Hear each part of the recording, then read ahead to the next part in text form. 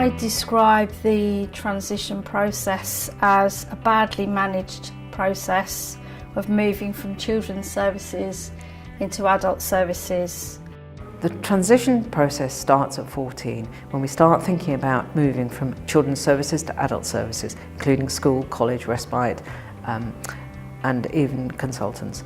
The actual date of transition is when the birthday, when you're 18, which is when you actually legally become an adult. Different areas, different cities require different processes, and it can be very challenging. Transitioning from a child to an adult is the same for everyone, whether or not you've got Angelman Syndrome or not. She's surrounded by young carers and people her age. She goes to the pub, she goes out dancing, she does all the other things that I would have done at university and with my friends, and she has really actually a very similar young person's life to me.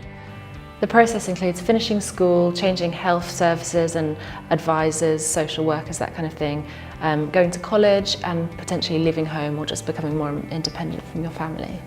The whole experience of transition into the adult side of things has not been a pleasant experience. It's been quite challenging, stressful.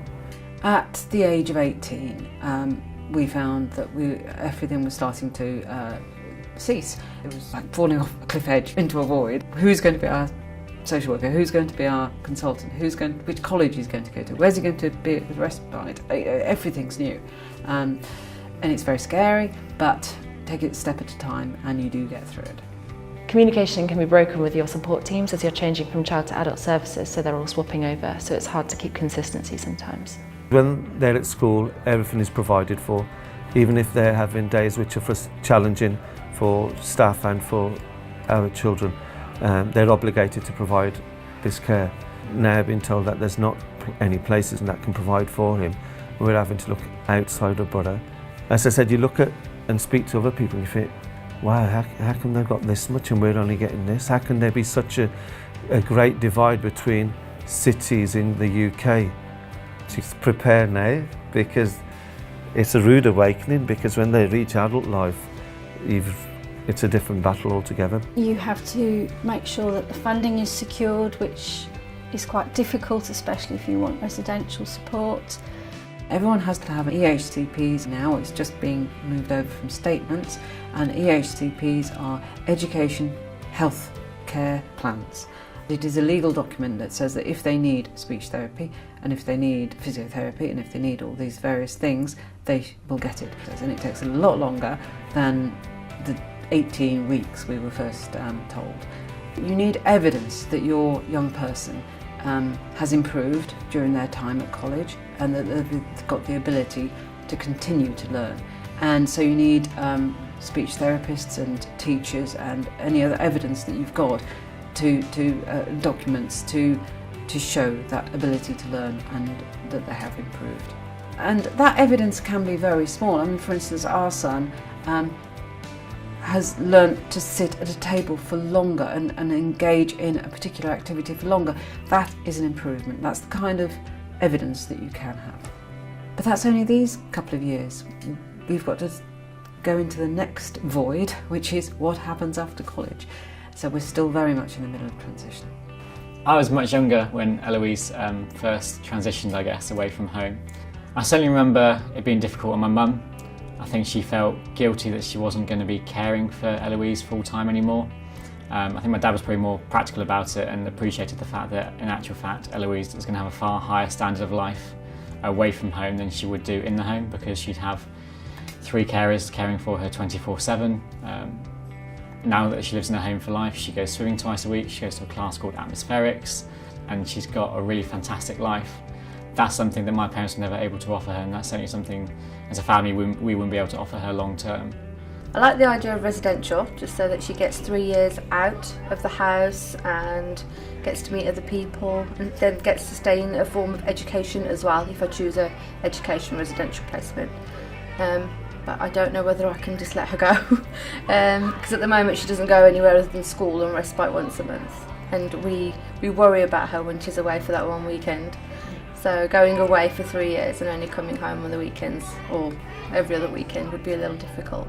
When he was about 21, 22, we hoped that he would live independently of our home, and that he would live in a homely setting with some other people.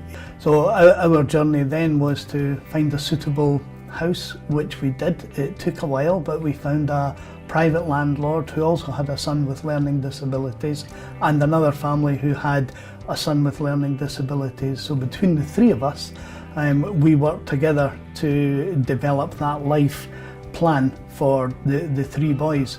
They moved into a 4-bedroomed house with a private landlord and a sleepover room for the carers. We have a 24/7 care package, which varies from 3 carers at some time down to 1 through the night. It's a shared resource, so our money is all pooled to make it happen for the house. We knew that they liked each other. That was really, really important. We didn't want them to go into the house and have friction and have challenges. You watch Callum and you go, he's set for life now.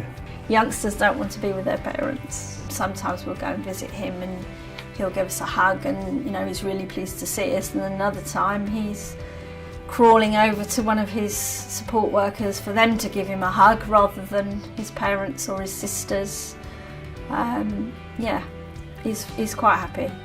People as young as 7 and 8 are really concerned about that they might have to care for their siblings long term, that they will have the obligation placed upon them, they don't have a choice. And I think there's a lot of anxiety and emotions based on that from a very young age. I think the key thing for families, for me, is always have regular and open conversations that are judgment-free about long-term care, about transition, about what's going to happen in the future. I feel that there's dozens of different options available to families, and long-term care by a sibling is one of those, and that's not necessarily the wrong choice, because there is no right or wrong choice, and there's certainly plenty of families where a sibling has taken on long-term care and that has worked for them. Our daughter is called Hannah and she's 30 years old. When we most needed people, everybody withdrew and we actually had no care whatsoever. And we did a big thing because we actually did a complete life change. We actually moved somewhere where I could work on site and have Hannah at home and care for her. We live on a small holding, we've got lots of animals. The other 2 children work with me at home, so they're in and out. So she has them both there for support as well. So it's a very close support system. So you can't really have time, quality time as a family. Well, we can't. We've not found that balance yet.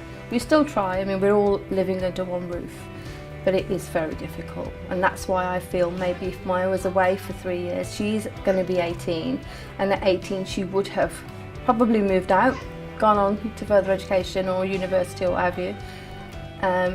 And if she does that, I'll give her a break from us and the boys a break from her, and maybe we can concentrate on them a little bit more.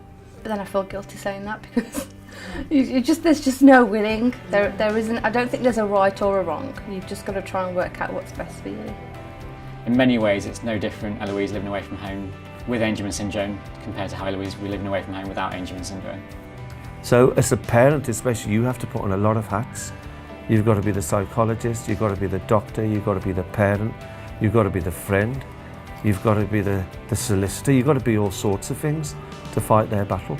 So the 20 years we've had so far have been difficult years at times, but such blessed years. Now we want to see what the next 20 years bring, and the 20 after that, then the 20 after that, and then the 20 after that, which ends in a card from the Queen, and then that's enough.